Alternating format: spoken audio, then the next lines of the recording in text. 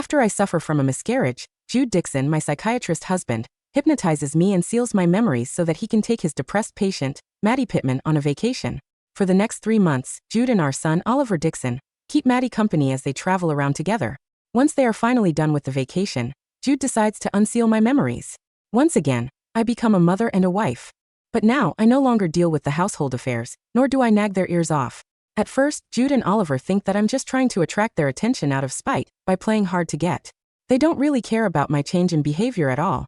That is, until they see my post on a forum. Help! What should I do when my memories are back, but my feelings aren't? Heck, I can't even relate to the past me. Right now, I feel super nervous and awkward whenever I'm in the same room as my husband and son. What should I do? Please help me. Under the covers, I was sleeping soundly when the lights snapped on and flooded my vision with blinding brightness.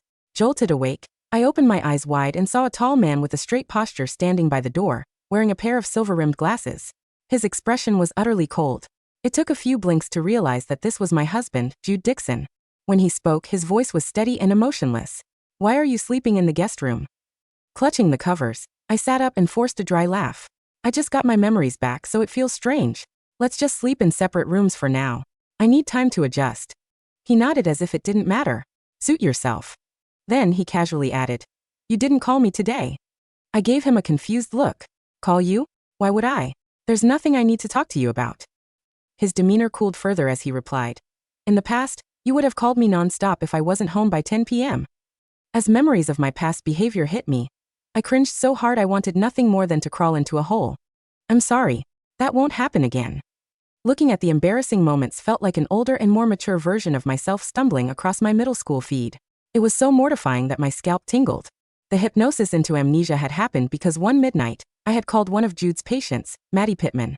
I had called her a slut and accused her of faking depression to seduce another woman's husband. I told her if she was really sick, she should take medicine instead of stripping her clothes and climbing into a man's bed. When she broke down crying from the insults, Jude took the phone and calmly told me he would be home soon. I smugly assumed I had chased off a potential homewrecker, but when Jude returned home, he told me, "I'm taking Maddie along to stay in the mountains for 3 months. Being close to nature will help her heal." Our son, Oliver Dixon, excitedly raised his hand. "I'm going too. Maddie gave me candy, and I'm going to keep her company." I stared at them in disbelief. "What about our anniversary trip? I've spent 2 weeks planning everything, and we promised we'd go once Oliver's vacation started." "The trip is off. Maddie's mental state is deteriorating, so I have to focus on her treatment," Jude declared. "I want to go to the mountains. I don't want to go on a boring trip with Mom. I like Maddie better anyway." Of course, I refused and hysterically fought back. Jude impatiently shoved me away, while Oliver rammed into me with his head. There was a sharp pain before red blood spread from between my legs. That was how I lost the baby I had been trying to conceive for half a year. For fear that I would cause more trouble, Jude forced an experimental, immature hypnosis technique on me so I would lose all my memory. Then he abandoned me at the hospital. I repeatedly assured Jude that I wouldn't harass him with random calls again. His expression grew darker. After a long pause, he said coolly with certainty, "You're just throwing a tantrum, Serena Braun." Then he turned to leave and tossed a single sentence over his shoulder. "If you want to make a fuss, go ahead. Just remember to clean up my study." I opened my mouth to say something, hesitated, then thought better of it. Instead, I took out my phone, yawning as I started searching for a suitable nanny. I was done. I simply couldn't do it anymore. Looking back, I actually admired my past self. Every morning at 6 a.m., I would be in the kitchen meticulously preparing breakfast for Oliver, who had a long list of allergens. By 7 a.m., I would have another breakfast ready for Jude, who had a sensitive stomach. After hastily choking down a few bites for myself, I would begin deep cleaning the entire house. Jude was a compulsive neat freak and wouldn't tolerate a single speck of mess in the house. His study had to be especially spotless and perfectly organized. Today, I tried to recreate that version of myself in my memories and nearly collapsed from exhaustion. I had probably shoved files back randomly while tidying the study. Maybe that was why Jude had come in earlier to give me a special reminder. I drifted off to sleep, but minutes later, loud banging on the door woke me up. "Why aren't you up making breakfast yet? I'm going to be late for school," Oliver impatiently shouted. It was time to make breakfast, but luckily, I had planned ahead. I ordered takeout for breakfast. "It'll arrive soon," I said before rolling over and going back to sleep. Just before I drifted off, I could hear his angry kicks against the door. "Dad shouldn't have brought you back. Maddie usually makes me breakfast, while you're just useless." The next time I opened my eyes, Jude was roughly yanking me out of bed. "What did you feed Oliver?" he demanded. While I was utterly confused, he dragged me straight to Oliver, who was covered in red blotches and struggling to breathe. Even if you're mad, you shouldn't have taken it out on Oliver. He has a severe allergy, and if I'd found him another later, he could have suffocated. The ambulance soon arrived and took Oliver to the hospital. I followed and quickly explained. I don't know why this happened. When I placed the customized breakfast order, I listed all his allergens and discussed everything in detail. They promised it would be safe, so I never thought Oliver would show an allergic reaction. Jude shot me an annoyed glare. Stop making excuses. You drove away the 2 nutritionists I hired and forced a strict diet on Oliver. He was so fed up with your control and said a few nice things in Maddie's favor, so now you're trying to punish him. No, that's not it. It was because. Save it. He coldly cut off the rest of my explanation. Don't make me regret restoring your memory. In truth, I controlled Oliver's diet and stopped him from eating recklessly because he had a unique, allergy-prone constitution. The 2 nutritionists had quit within a week because they realized managing a child with his level of allergies was exhausting and troublesome work. But that was fine. Explaining to Jude took too much effort, and none of that would be my concern once the new nanny arrived. The doctor said it was a honey allergy. Since Oliver hadn't eaten much, it wasn't serious. All he needed was an For drip. When I called the restaurant to inquire, the manager said the honey item was a complimentary side, clearly labeled as an allergen with a warning sticker attached. Oliver must have let his sweet tooth get the better of him. He had always loved sweets, but he was allergic to honey and chocolate.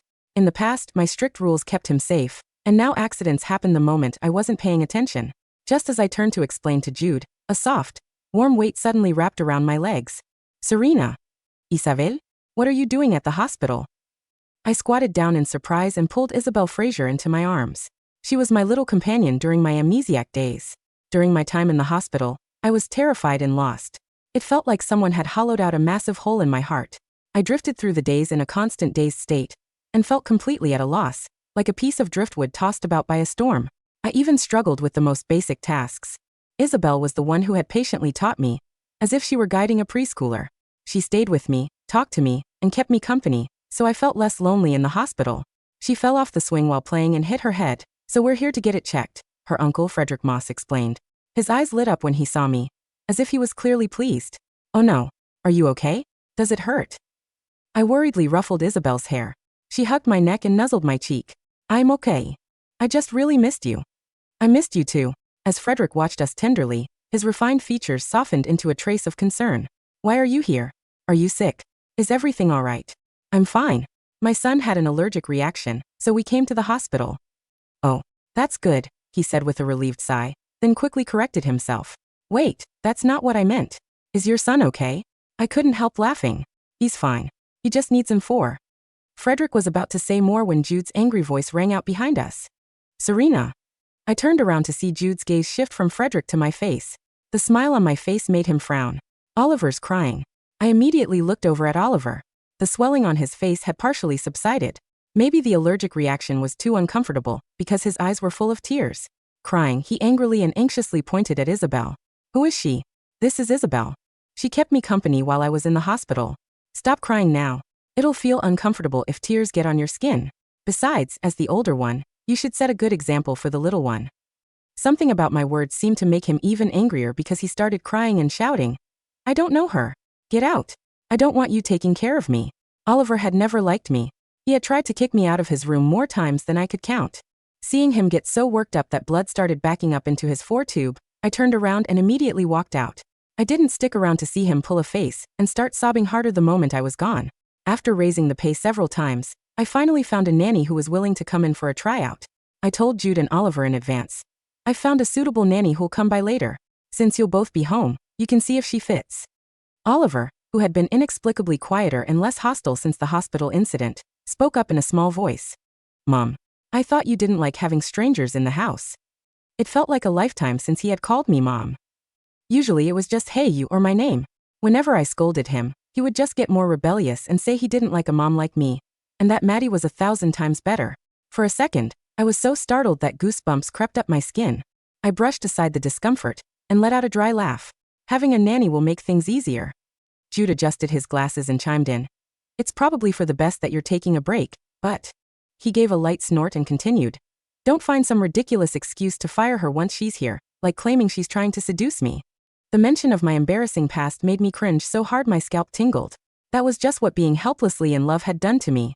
I remembered that when a nanny had simply forgotten her clothes and stepped out of the bathroom wrapped in a towel, I decided she was trying to seduce Jude and kicked her out of the house the same night. Thankfully, losing and regaining my memory shook off that lovesick mentality. Otherwise, who knew how much more humiliation I would have caused? Just as I was about to promise it would never happen again, the doorbell rang. Oliver glanced at me cautiously and surprisingly answered it himself. There was some commotion at the door. I was wondering what was happening when Maddie walked in, looking youthful and pretty. So this really is Dr. Dixon's house. I saw the listing for a nanny and thought that I should apply since I could help you out. So here I am. The calm mask Jude always wore finally cracked. He slammed his glass onto the table and splashed water everywhere. I've told you countless times that Maddie and I have a purely professional, doctor-patient relationship. Nothing more. Why would you make her come work as a nanny just to humiliate her? I scrambled to find words to explain myself. No nanny could meet the long list of requirements I had set. She was the first to agree, so I had told her to come over before checking who she was. How could I have known it was Maddie? Still, there was no point in trying to explain now. All I could do was try to salvage the situation. I know that I was too sensitive and realized I was wrong about her. She's willing to work here as a nanny, and since the two of you spent 3 months together and got to know each other during the treatment sessions, she seems like a good fit. It makes up for my past mistakes, too. My words sounded magnanimous, but Jude's chest tightened as he studied my expression. I looked relaxed and even carried a radiant smile, as if I had finally shed a heavy weight. I was more beautiful than I had ever been in years. A strange, suffocating sensation rose in his chest, along with the sudden fear that something important was slipping through his fingers. While he was silent, Maddie's eyes reddened. Am I causing you trouble, Dr. Dixon? I'm so sorry. You gave me free treatments, stayed up with me every night until midnight, and even took me abroad into the mountains for psychological therapy. I feel grateful and indebted, so that's why I'm here. I didn't realize I'd be the cause of a fight. I'm so sorry. I'll leave right away.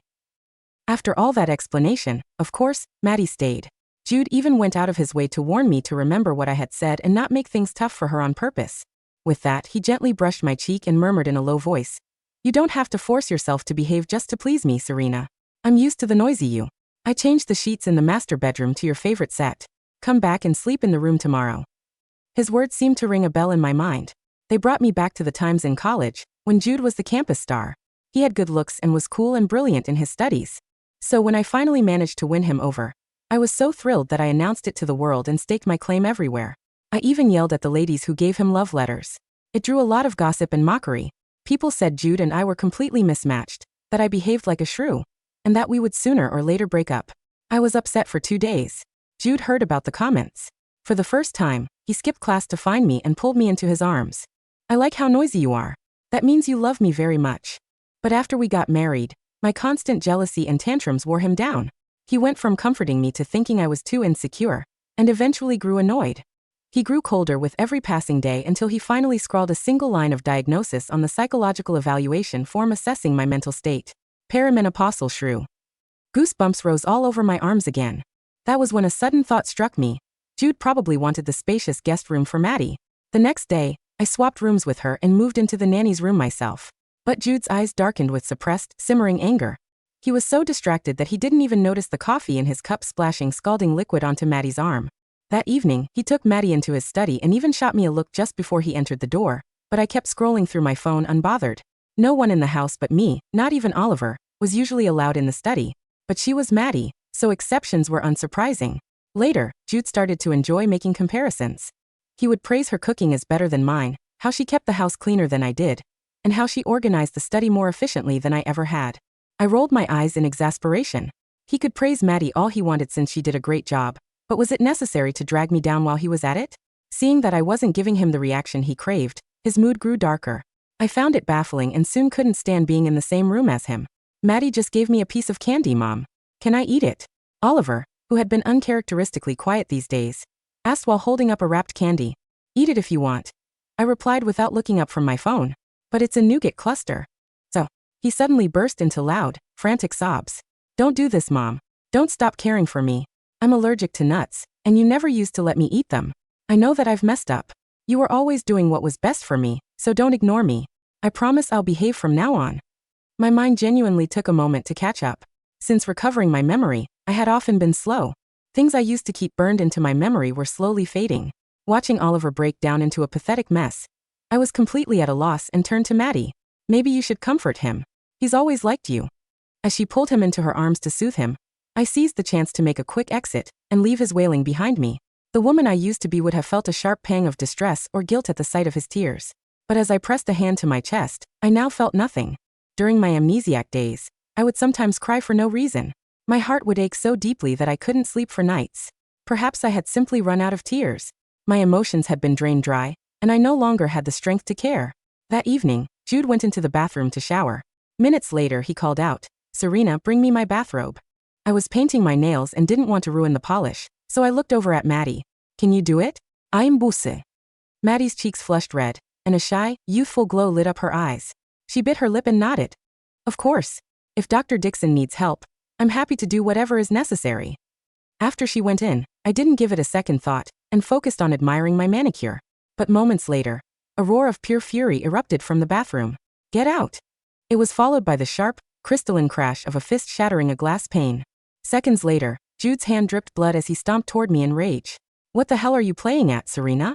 In the past, you would never let another woman near me, but now you're sending her straight to my door." The red droplets dripped from Jude's knuckles, hitting the polished hardwood floor with a soft, rhythmic pat, pat, pat. I didn't flinch. I didn't drop the little bottle of nail polish. In fact, I carefully blew on my index finger to ensure the lavender coat set evenly before looking up at him. In the past, the sight of a paper cut on Jude Dixon's hand would have sent me into a frantic spiral. I would have dropped everything, rushed to the medicine cabinet, sanitized the wound with trembling fingers, and blown softly on his skin while asking a dozen anxious questions about whether he needed a tetanus booster. He had always enjoyed that quiet, breathless worship. It fed his immaculate ego. Now, looking at his torn skin and the glass shards clinging to his sleeve, I felt the exact same level of concern I would have felt for a stranger who had tripped on the sidewalk, a mild, distant recognition of an inconvenience. "You're bleeding," I said evenly. "You should probably wash that out with saline. The first aid kit is in the bottom drawer under the sink." Jude's chest heaved. His silver-rimmed glasses were slightly askew, his dark eyes burning with an incredulous, suffocating fury. "Is that all you have to say? I asked you why you sent Maddie in there." Maddie peeked out from behind the bathroom doorframe, clutching the plush terry cloth robe to her chest. Her eyes were red-rimmed, her lower lip quivering with rehearsed fragility. "Serena, Dr. Dixon was so upset," she whimpered, voice trembling. "I was only trying to help because you asked me to. I didn't mean to cross any boundaries. Please don't be angry with Dr. Dixon. It's all my fault." "It isn't your fault," I replied, perfectly pleasant. "I asked you to bring it to him because my polish was wet. Dr. Dixon seems to have a problem with his own temper. There was no need to break the mirror. I broke the glass because you are pushing another woman into my personal space," Jude barked, taking a menacing step toward me. The blood from his hand smeared across the white armrest of the sofa. I frowned, though not at his anger. "Jude, please watch the upholstery.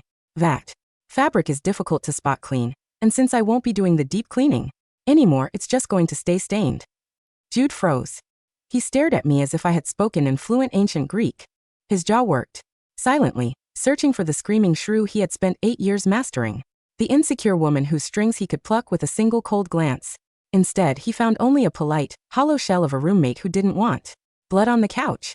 "You really don't care," he whispered, the anger in his voice suddenly cracking, replaced by a strange, sharp panic. "I care about the sofa," I clarified, picking up the topcoat.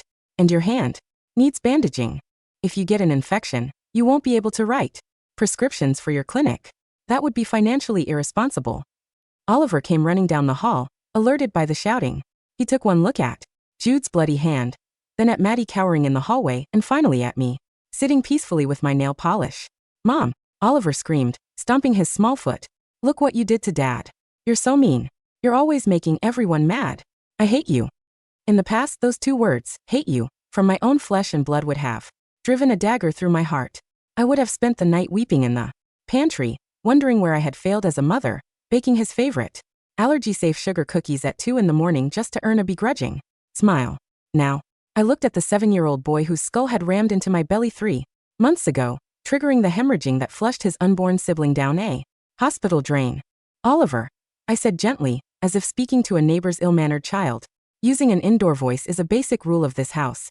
If you cannot speak without screaming, go back to your room." Oliver's face twisted in shock. The angry tears dried instantly, replaced by a bewildered, frightened silence. He looked at Jude, expecting his father to back him up, to demand that I apologize to our precious boy. Jude, however, wasn't looking at Oliver. He was staring at me, his hand dripping red onto the floor, his face paler than I had ever seen it. The next morning, I left the house early. I didn't leave a note, nor did I leave breakfast warming in the oven. I simply took my purse, called a cab, and headed to the St. Jude Neurological and Psychiatric Institute on the other side of the city. I had booked a private consultation under my maiden name with Dr. Julian Vance, a leading specialist in neuropsychology and cognitive dissociation. Sitting in his quiet, sunlit office, I handed over my medical records from the hospital stay following my miscarriage, along with a written timeline of the events preceding and following my sudden memory loss. Dr. Vance read through the files in silence, his brow furrowing deeper with every page. "Your husband is Dr. Jude Dixon?" Dr. Vance asked, lowering the papers and looking at me over his spectacles. "The author of Cognitive Erasure and Limbic Suppression in Acute Trauma." "Yes," I said calmly. "He told me he used an experimental hypnotic protocol to help me survive the trauma of losing the pregnancy." Dr. Vance let out a heavy, deeply troubled sigh. He removed his glasses and rubbed the bridge of his nose. "Mrs. Dixon, or rather Ms. Braun, what your husband performed was not therapy. It was an aggressive, medically unauthorized limbic suppression technique. He utilized high-dose scopolamine combined with deep post-hypnotic suggestion to target specific neural pathways associated with effective memory." I tilted my head. "In plain English? He didn't just lock away the memories of the miscarriage and the conflict," Dr. Vance explained quietly. "He targeted your emotional attachment centers. When he forcefully unsealed those memories 3 months later, the cognitive data returned. You remember who he is, you remember your marriage, you remember your son, but the neural bridges connecting those data points to emotional resonance were severely atrophied. In layman's terms, he chemically and psychologically cauterized your ability to feel love for them." I sat in the leather chair, letting the words settle over me. There was no explosion of grief, no rage, just a profound, liberating clarity. "Can it be reversed?" I asked out of curiosity. "With years of intensive therapy, perhaps," Dr. Vance said cautiously. "The brain has neuroplasticity. But the question is, do you want it reversed?" I looked down at my hands.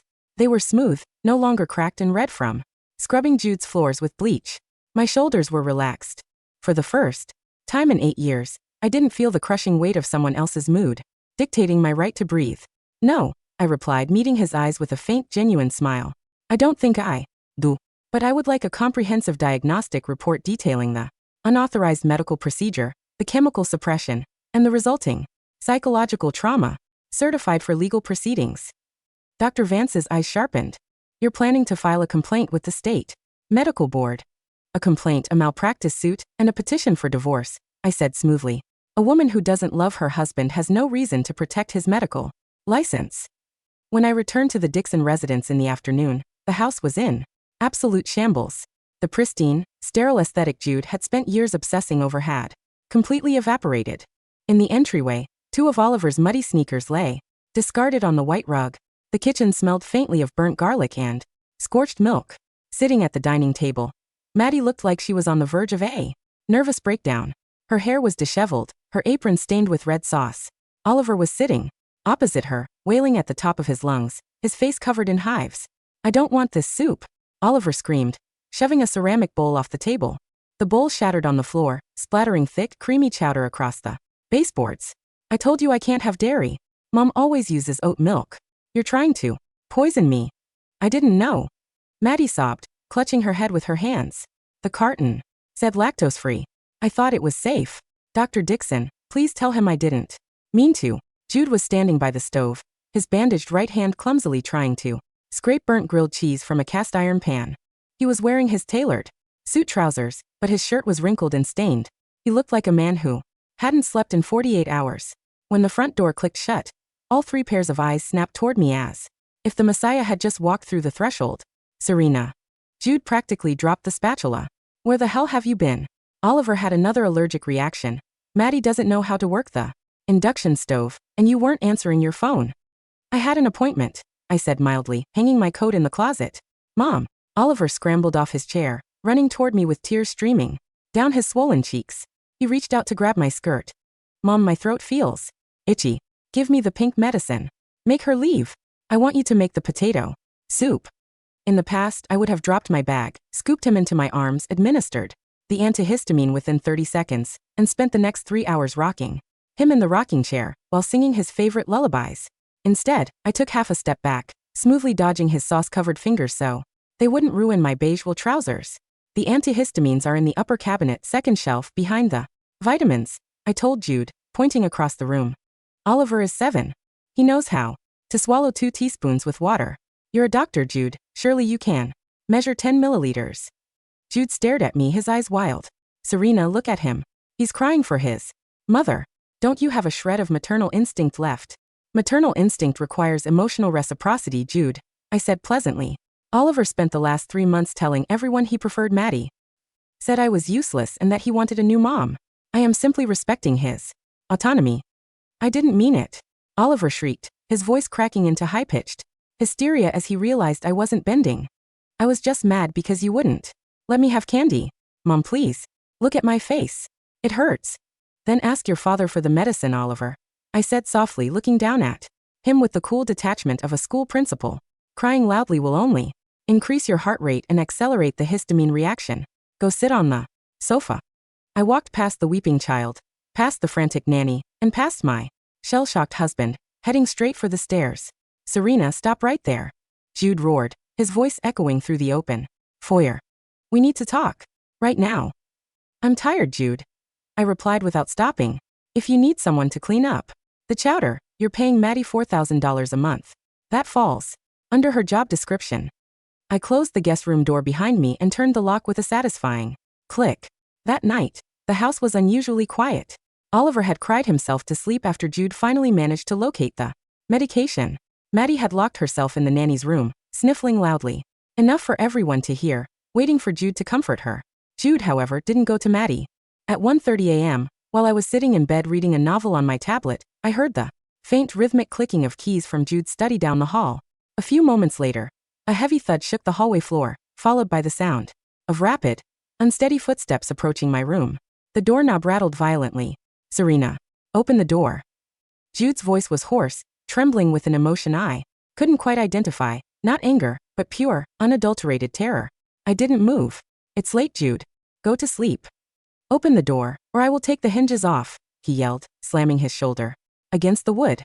Sighing at the theatrics, I slipped out of bed, unlocked the door and pulled it open. Jude stood in the doorway, drenched in sweat, holding his laptop in both hands. His glasses were gone, his hair was a chaotic mess, and his eyes were bloodshot. On the screen of his laptop was an open browser window displaying the popular domestic psychology forum Life in Echoes. The title of the highlighted post glowed in bold black text. Help. What should I do when my memories are back, but my feelings aren't? Heck, I can't even relate to the past me. Right now, I feel super nervous and awkward. Whenever I'm in the same room as my husband and son. What should I do? Please. Help me. Posted by Serena_B, verified user. 3 days ago. Jude's hands were shaking so violently the laptop screen wobbled. Is this you? He whispered, his voice cracking down the middle. Tell me this. Isn't you? I glanced at the screen, then looked back at him. Oh, you found my post. I was hoping for some advice from people who had undergone memory restoration, but most of the replies just told me to seek a divorce lawyer. You posted this? Jude stepped into the room, his breath coming in ragged, shallow gasps. He pointed a trembling finger at the paragraphs beneath. The title. You wrote that looking at our wedding album felt like looking at a stranger's historical archive. You wrote that when Oliver hugs you, you feel like you're holding a neighbor's dog. You wrote that when I touch you, you feel mildly repulsed, like stepping on a wet leaf while wearing socks. I couldn't help but give a small, embarrassed cough. The wet leaf analogy was a bit dramatic, I admit, but it was the most accurate description of the sensory discomfort I felt. Serena. Jude fell to his knees right in front of me, the laptop clattering onto the carpet. He reached out with both hands, grabbing the hem of my nightgown, burying his face against my knees. His entire body was racked with violent, convulsive sobs. No. You're lying. You're punishing me. You found out about the scopolamine, didn't you? You're playing mind games with me because you're angry about the mountains. You're trying to make me feel what you felt. I looked down at the top of his head. In the past, seeing Jude Dixon on his knees, the brilliant, arrogant Dr. Dixon, who looked down on the entire world, would have shattered me. I would have dropped to the floor with him, wrapped my arms around his neck, and sworn that I was his, that nothing could ever tear us apart.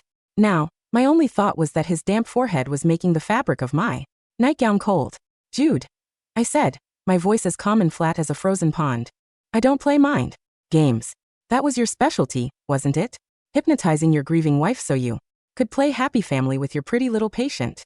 I was trying to protect you, he wailed into my lap, his fingers clutching the cotton fabric so hard his knuckles turned white. You were hysterical. You were screaming about the baby. You called Maddie a whore. If I hadn't calmed your mind, you would have destroyed yourself. You didn't calm my mind, Jude, I said, gently but firmly prying his fingers off my nightgown, one by one. You destroyed it. And in doing so you cured me. He looked up, tears streaming down his hollow cheeks, his face contorted in agony. Cured you of what? Of you, I said softly. I loved you so much it made me sick. It made me a shrew, an insecure nag, a pathetic woman who begged for crumbs from a man who despised her. You wanted a quiet, obedient wife who wouldn't make a fuss. Well, congratulations, Dr. Dixon. You got exactly what you operated for. The next morning, Jude didn't go to the clinic. Instead, he dismissed Maddie. I was sitting in the kitchen drinking my morning coffee when the shouting began. In the foyer. You can't just fire me, Maddie shrieked, her voice stripped of all its sweet, breathy innocence. Dr. Dixon, you promised me. You said that once Serena saw how useless she was, you would divorce her and marry me. You took me to the mountains for 3 months. We slept in the same cabin. Get your things and get out of my house. Jude's voice was a low, terrifying snarl. I paid you for your time. The therapy sessions are terminated. If you ever come near my family again, I will have your clinical files transferred to the state psychiatric board. You bastard. Maddie screamed. You used me to make her jealous. You're just as sick as I am. The front door slammed with enough force to rattle the china in the kitchen cabinets. A heavy silence descended upon the house. Moments later, Jude walked into the kitchen. He had shaved, combed his hair, and put on a clean shirt, but his eyes were sunken, surrounded by dark, bruised circles. In his hands, he carried a vintage leather box. He set it gently on the kitchen island in front of me. Do you remember this? He asked, his voice trembling with desperate hope. I opened the box. Inside was a delicate platinum necklace with a small sapphire pendant, the gift he had given me on our 5th anniversary, the night we found out I was pregnant with Oliver. It's a necklace, I said. It's the promise of the sea, Jude choked out, leaning across the counter. You cried for an hour when I put it on you. You said that no matter how deep the ocean was, your love for me was deeper. Serena, remember. Please. Try to remember. I looked at the sapphire. The blue stone caught the morning sunlight, sparkling with cold brilliance. I remember the event, I replied evenly. I remember the restaurant. I remember. The check was $420. I remember the waiter spilled water on your coat. And the feeling? Jude begged, reaching for my hand across the granite. What do you feel when you look at it now? I closed the lid of the box with a soft snap and pushed it back toward him. I feel that platinum is currently trading at $950 an ounce, I said. If you're trying to bribe me into staying, cash would be more practical. I'll need to pay the security deposit on my new apartment. Jude's face crumbled. He didn't yell. He didn't smash anything. He simply pulled the box against his chest, turned around, and slumped against the refrigerator, sliding down until he was sitting on the floor, weeping into his knees like a broken child. From the hallway, Oliver stood watching, clutching his plush bear, his large eyes wide with horror as he saw his infallible, godlike father reduced to a sobbing wreck. 2 weeks later, the divorce petition was officially served at Jude's clinic. I had hired Sarah Sterling, one of the most aggressive family law attorneys in the state, armed with Dr. Vance's certified neurological report and the hospital records of my forced chemical suppression. Sarah had constructed a case so devastating that Jude's legal team practically begged for a private mediation to avoid a public trial. The mediation took place in a high-rise conference room downtown. Jude sat across from me, flanked by 2 pale, sweating lawyers. He had lost at least 15 pounds in 2 weeks. His suit hung loosely on his shoulders, his hands trembling as he stared at me across the mahogany table. My client is prepared to offer 80% of all liquid assets, Jude's lead attorney stated, sliding a settlement proposal across the table. The family residence, the vacation property in Aspen, and full monthly spousal support of $15,000. In exchange, Ms. Braun agrees to a non-disclosure agreement regarding Dr. Dixon's clinical methods. Sarah didn't even look at the paper. She pushed it back with a manicured finger. We reject the NDA, Sarah said coolly. Furthermore, my client is not interested in spousal support. We want a clean 50-50 division of marital property, the immediate liquidation of the Dixon family trust, and full sole custody of the minor child, Oliver Dixon, awarded to Dr. Dixon. The entire room went dead silent. Jude's head snapped up, his eyes bulging in sheer, unvarnished shock. What did you say? Even Jude's lawyers looked bewildered. In high-conflict divorces, mothers fought tooth and nail for custody. Nobody walked into mediation demanding to give the child away. You heard my attorney, Jude, I said, speaking for the first time. I am waiving all claims to custody. Oliver will remain with you. Serena, he is your son, Jude gasped, standing up so abruptly his leather chair rolled back into the wall. You carried him. You spent 7 years protecting him. You can't just abandon him. I am not abandoning him, I replied with absolute serenity. I am acknowledging reality. Oliver has repeatedly stated that he finds my presence oppressive, that he prefers a household without my rules, and that he does not want me as his mother. Furthermore, given my current neurological condition, which you engineered, I am incapable of providing the emotional warmth the child requires. You are his father. You have the financial means. You raise him. No, Jude screamed, slamming both palms onto the glass table. You're doing this to punish me. You know Oliver needs you. You know he's allergic to half the world. I don't know how to cook his meals. I don't know his medication schedules. Then hire a qualified nutritionist, Jude, I said, rising from my chair and smoothing my blazer. Just make sure she doesn't forget her clothes in the bathroom. I turned to Sarah. I believe we are done here. Send the revised decree to my email. As I walked toward the glass double doors, Jude lunged around the table trying to grab my arm, but his own attorneys held him back, terrified of an assault charge on the record. Serena. Jude's desperate wail echoed down the executive corridor.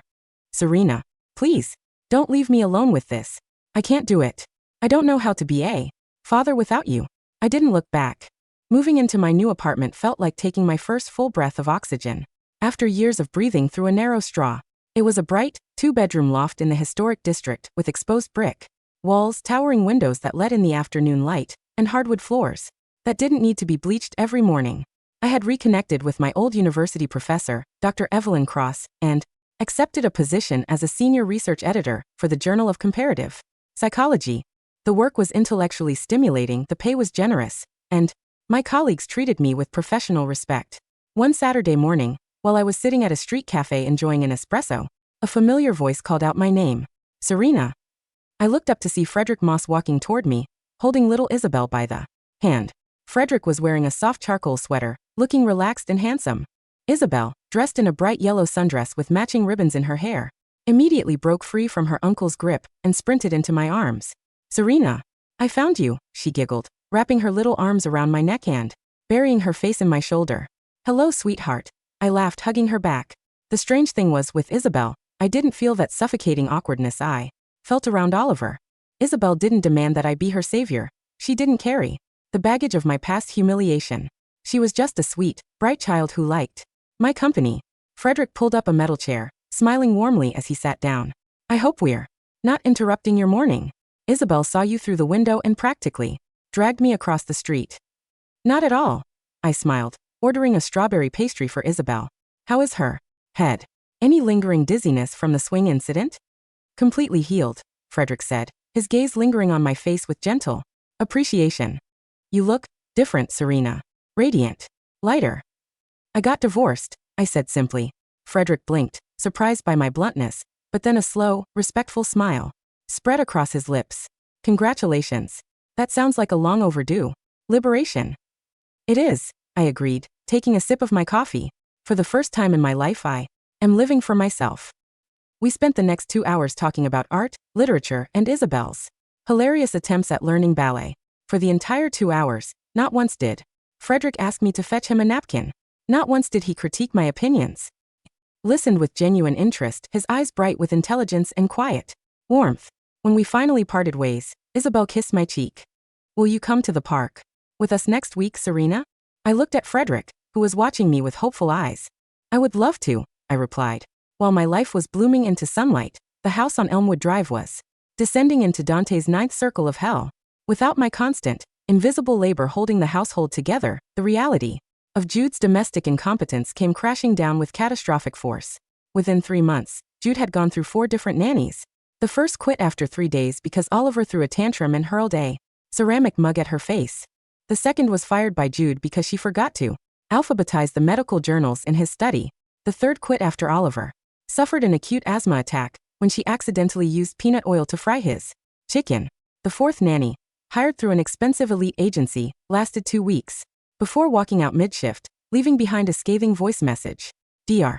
Dixon, your child is completely undisciplined and verbally abusive, and your obsessive-compulsive demands regarding the temperature of your TR. Clinical. I am not a servant in a Victorian asylum. Find someone else. At the clinic, Jude's professional life was unraveling at equal speed. Sarah Sterling had fulfilled her promise.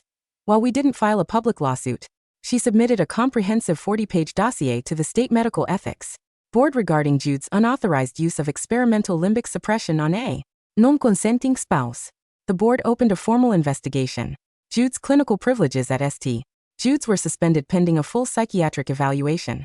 One rainy Tuesday evening, Jude sat in his dark study, surrounded by stacks of unread mail, overdue utility notices, and empty takeout containers.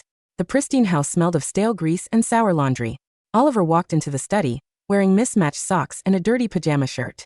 His face was thin, his eyes hollow with exhaustion. Dad, Oliver whimpered, holding his stomach. I'm hungry. The fridge only has rotten milk.